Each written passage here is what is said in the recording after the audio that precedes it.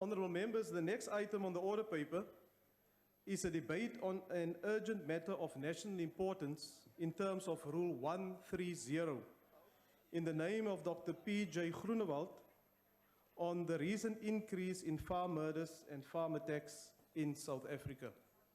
I now recognize the Honourable Groenewald.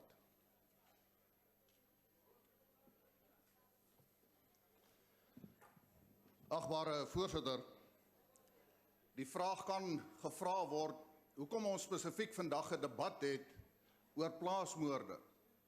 Want moorde in Suid-Afrika is van so 'n aard dat dit amper 5 keer meer is as die wêreld gemiddeld.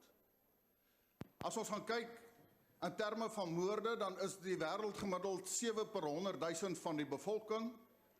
As ons gaan kyk na Suid-Afrika se moordsyfer, is dit 33 per 100.000 van die bevolking. Maar daar is 'n spesifieke rede hoekom ek die debat aangevra het vir plaasmoorde. En die rede is daarin dat as ons gaan kyk na die moordsyfer op polisielede, dan is die syfer ongeveer 54 per 100.000 van die bevolking. Maar in die geval van boere en plase, dan sien ons dit styg na 133 per 100.000.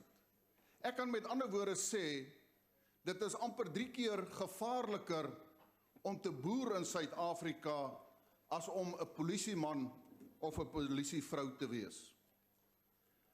If you look further, besides the fact that farmers and the farm murder rate is 133 per 100,000, it is the agricultural sector that contributes 6.9% to the GDP.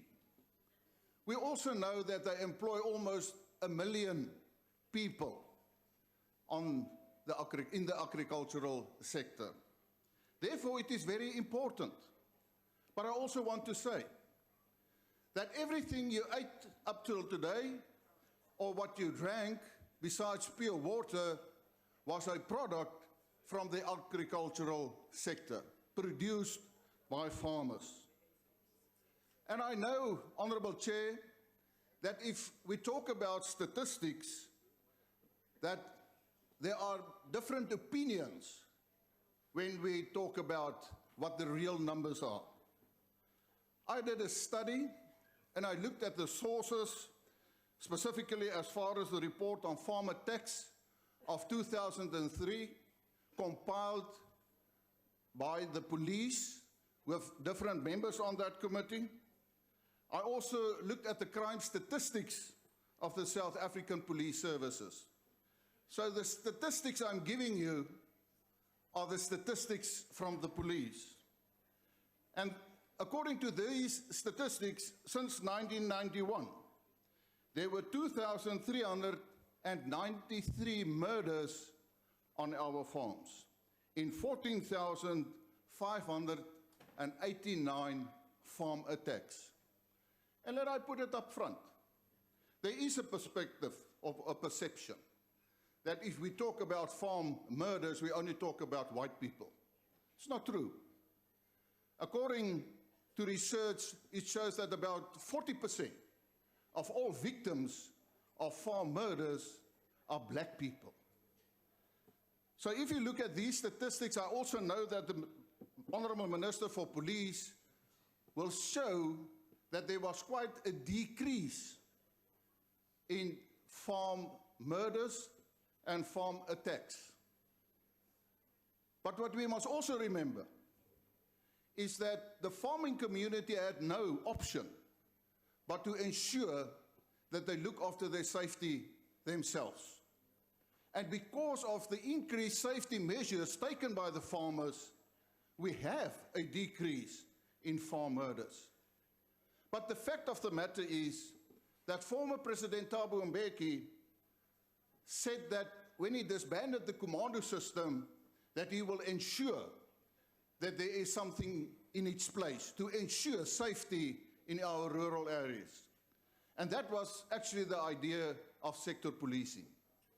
But at the moment it does not work properly. According to statistics given at the police Portfolio Committee, some of the police stations in our rural areas didn't even start with sector policing. About 50% does not fulfill on the minimum requirements for sector policing. I had a call yesterday in Uppington, for instance.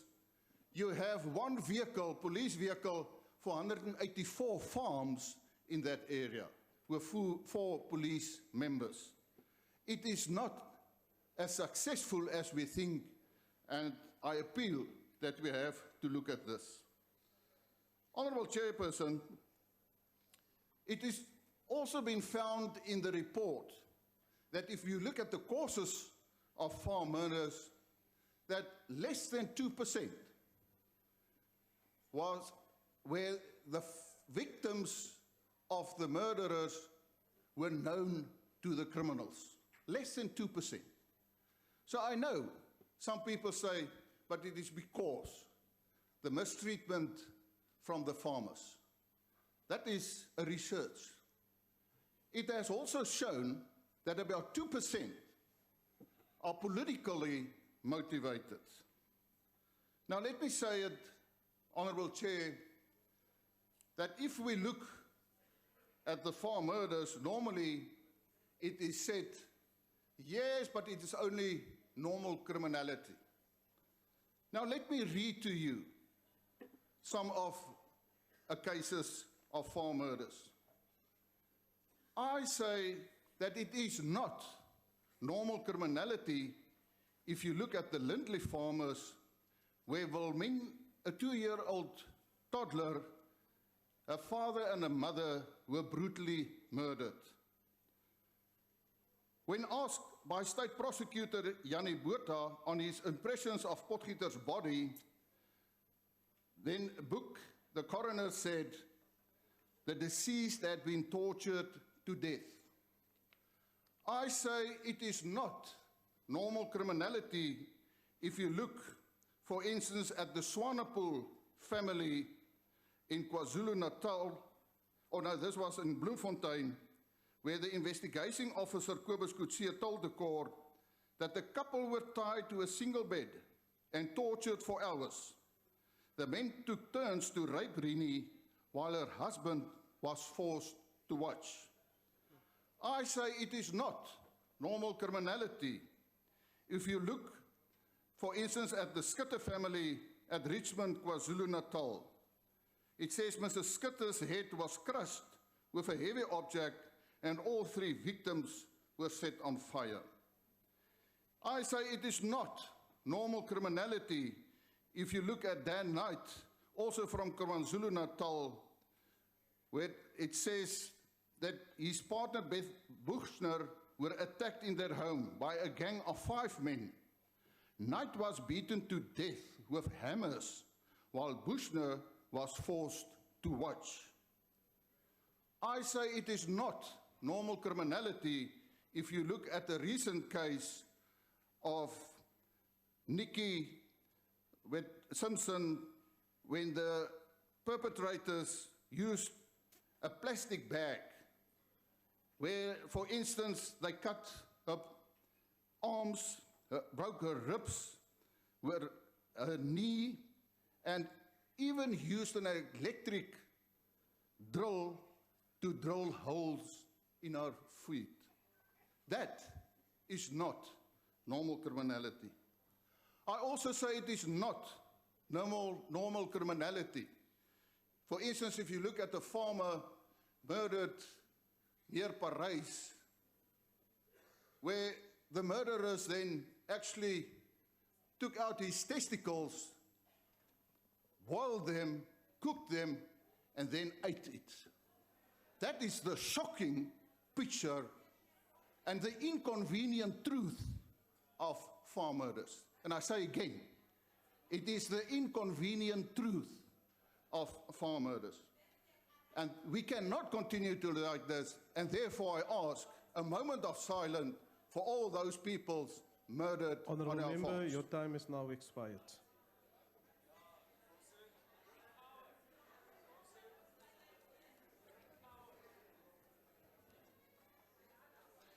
Thank you, Chair. At least some have the respect to have a moment of silence. Thank you. Thank you, Honourable Member.